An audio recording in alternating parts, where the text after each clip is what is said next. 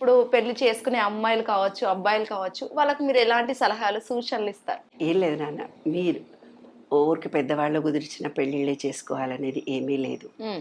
మీరు హ్యాపీగా లవ్ మ్యారేజ్లు చేసుకోవచ్చు.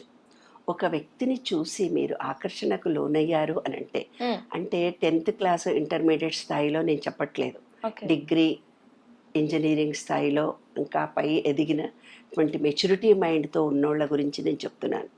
ఎప్పుడైతే మీకు ఆకర్షణ ఒక అబ్బాయి మీద అమ్మాయి కానీ, అమ్మాయి మీద అబ్బాయి కానీ కలిగిందో, నిజంగా మీకు నిజమైన ప్రేమ ఉన్నట్టే లెక్క. హ్మ్. పెద్దవాళ్ళు కుదిర్చినా మీకు అడ్జస్ట్మెంట్ మెంటాలిటీ లేకపోతే గొడవలే వెళ్ళిపోతారు. మీరు ప్రేమించి చేసుకున్నా గొడవలు పడతారు. హ్మ్. గొడవలు పడపడం అనేది వ్యక్తిగతంగా మీ వ్యక్తికి సంబంధించిందే కానీ ఇది పెద్దవాళ్ళు శాస్త్రోక్తంగా చేసిన పెళ్లి కాదు కాబట్టే విడిపోయారని, లవ్ మ్యారేజ్ కాబట్టే జరుగుతున్నాయని కానీ ఎక్కడ లేదు. హ్మ్. లవ్ మ్యారేజ్లో జరగవచ్చు, సొంత మేనమామ మేనత్త కొడుకుని చేసుకున్నా కూడా రెండో రోజు నుంచి గొడవలు రావచ్చు. గొడవలు అనేది ఆ వ్యక్తిగతంగా స్త్రీ పురుషుల మధ్యలో ఉండే లెవెల్స్ని బట్టి ఉంటుంది. అంటే సైన్స్ పరంగా నేనేం చెప్తానంటే, మేల్ ఫీమేల్ శక్తులు ఎక్స్వై క్రోమోజోములు పురుషుల్లో స్త్రీలో ఎన్ని ఉండాలో అవి ఈక్వల్గా ఉన్నప్పుడు కలిసిపోయి గొడవలు లేకుండా ఉంటాయి. హ్మ్.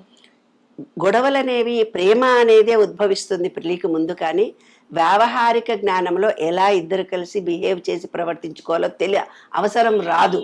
అందుకని ప్రేమించుకున్నంతసేపు బాగా ఉంటారు, పెళ్ళైన కొన్ని రోజులకు గొడవలు వస్తాయి అంట. దానికి కారణం ఏంటి? అప్పుడు అవసరాలు రాలేదు, ఇప్పుడు అవసరాలు వచ్చాయి.